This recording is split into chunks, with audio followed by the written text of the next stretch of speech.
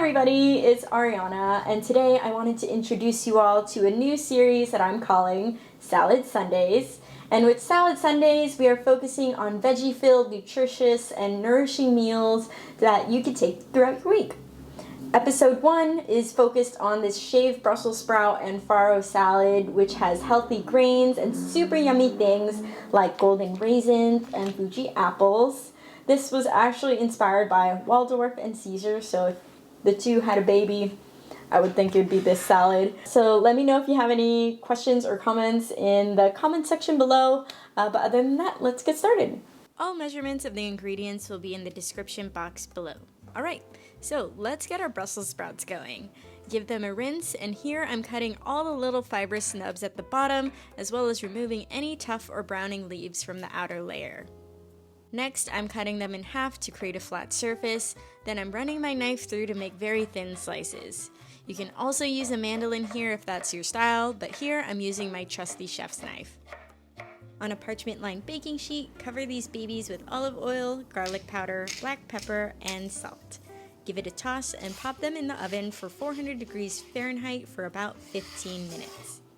While that's going, I'm getting this farro on the stove. This one's from Trader Joe's and it's very convenient because it only takes 10 minutes. Now let's prepare the ingredients going into our farro. We're finely mincing our parsley, cubing our fuji apples, which give a nice sweet crisp and crunch, mincing our shallots for acidity, and slicing our lemon to lighten it all up. We're going to add our cooked farro in this large mixing bowl, and I personally like this salad warm, but you can also cool down your grains if you'd like to eat this cold during the warmer months. I'm seasoning as I go with kosher salt, olive oil, and lemon juice. Then I'm adding my shallots, parsley, apples, these golden raisins which offer a fruitier, tangy flavor as opposed to regular raisins, and roasted sunflower seeds for earthiness.